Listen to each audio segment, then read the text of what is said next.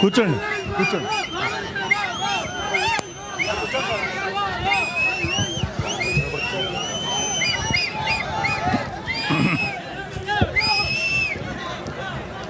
పొంగనూరు జన సైనికులకి, వీర మహిళలకి అందరికీ హృదయపూర్వక నమస్కారాలు.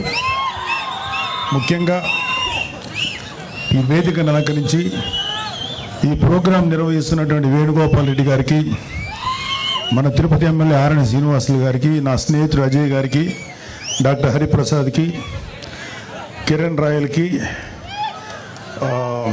కోట వినుత, కీర్తన, నాగేంద్ర, సుభాషిణి, అలాగే పొంగునూరు చిన్న, నరేష్, రమణ, విరూపాక్షి, మీ అందరికీ హృదయపూర్వక ధన్యవాదాలు, అభినందనలు తెలియజేస్తున్నాను. మొదట నేను పెద్దగా స్పీచ్ ప్రిపేర్ అవ్వలేదు, కానీ కొన్ని విషయాలు మీతో షేర్ చేసుకోవాలనిపించింది. సో చాలాసార్లు చాలా వేదికల్లో అందరూ చెప్పిన మాట మళ్ళీ ఇంకొకసారి మీతో గుర్తు చేస్తున్నాను. కూటమి ప్రభుత్వం వచ్చి 7 నెలలు అయింది. ఇంకా అది చేయలేదు, ఇంకా అది చేయలేదు, ఇది చేయలేదు, ఆ స్కీమ్ రాలేదు, ఈ వెల్ఫేర్ స్కీమ్ రాలేదని నోటుకు వచ్చినట్లు వాగే వైసీపీ గూండాలకి, కుక్కలకి, వైసీపీ సన్నాసులకి ఒక విషయం చెప్పు. వృద్ధులు, వితంతువుల పెన్షన్ ఒకేసారి 1000 పెంచి 4000 1వ తేదీనే వాళ్ళ ఇళ్ళ దగ్గర ఇస్తున్నాం. దివ్యాంగులకి రెట్టింపు పెన్షన్ అందిస్తున్నాం. ప్రతి నెల 64 లక్షల మంది పెన్షన్దారులకు పెన్షన్ ఇవ్వడానికి దాదాపు 20,537 కోట్లు కూటమి ప్రభుత్వం ఖర్చు చేస్తుంది. ఏడాదికి 33,000 కోట్లు.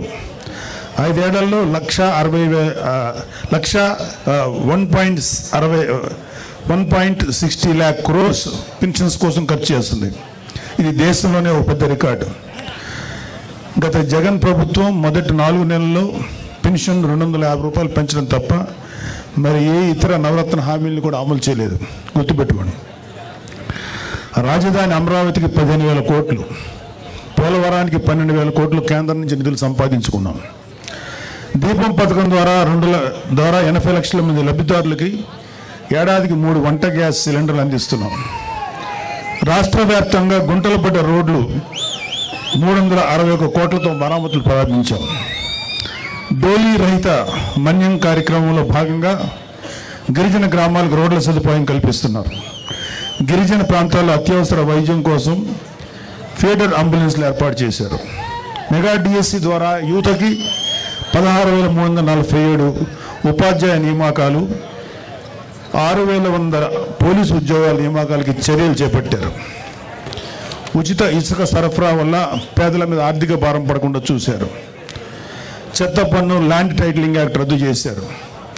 మత్స్యకారుల ఉపాధిని దెబ్బతీసి 217, 144 జీవోలు రద్దు చేశాం. దాదాపు 20 ప్రముఖ కంపెనీలు 6,33,568 కోట్లు పెట్టుబడులు పట్టేందుకు ముందుకు వచ్చాయి. తద్వారా 4 లక్షల ఉద్యోగాలు రానున్నాయి. 48 గంటల్లో ధాన్యం కొనుగోళ్లు సొమ్ము రైతు ఖాతాలో జమ చేస్తున్నారు. విత్తనాలు, ఎరువులపై రాయితీలు అందజేస్తున్నాం. 4,500 కోట్లతో 13,000 పంచాయతీల్లో 30,000 పనులకు శ్రీకారం చుట్టారు. ఉపాధి హామీ పథకం ద్వారా 7,315.74 కోట్లు కేంద్రం నుంచి విడుదలయ్యేలా చేశారు. విశాఖ రైల్వే జోన్కు 52 ఎకరాలు పూర్తి హక్కులతో కేటాయించారు. విశాఖ ఉక్కు పరిరక్షణకు చర్యలు తీసుకుంది. ఫ్యాక్టరీ పునరుజ్జీవానికి కేంద్రం నుంచి 11,440 కోట్లు కేటాయింపులు జరిగాయి. విశాఖలో టీసీఎస్ డేటా సెంటర్ ద్వారా 10,000 ఉద్యోగాలు రాబోతున్నాయి. గంజాయి డ్రగ్స్పై ఉక్కుపాదం 5 మంత్రులతో కమిటీ ఏర్పాటు చేశారు. నియంత్రణకి ఈగల్ టీం ఏర్పాటైంది. డ్వాక్రా మహిళలకు వడ్డీ లేని రుణాలు 5 లక్షల నుంచి 10 లక్షలు పెంచారు. విపత్తు సాయం కింద హెక్టార్కు 10,000 నుంచి 2,000కు పెంచారు. కర్నూలులో హైకోర్టు బెంచ్ స్థాపనకు అసెంబ్లీ తీర్మానం చేసింది.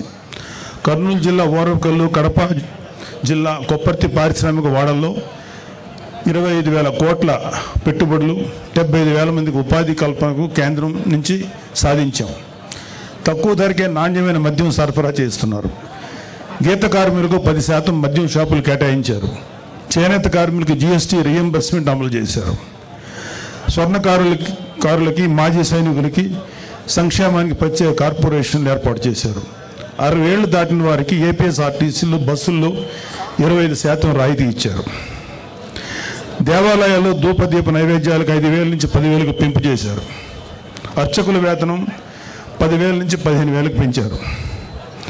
198 అన్నా క్యాంటీన్లు తిరిగి ప్రారంభించారు.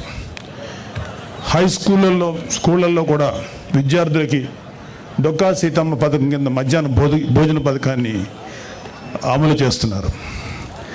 ఇవి కాకుండా ఇంకా చాలా చాలా చాలా చేస్తున్నారు. అయినా సరే కూటమి ప్రభుత్వం ఏమీ చేయట్లేదు అని చెప్పే వాళ్ళకి కళ్ళు మూసుకొని బలవంతంగా నిద్ర నటించేవాడిని మనం ఏం చేయలేం. వైసీపీ ప్రభుత్వం అలాంటిదే.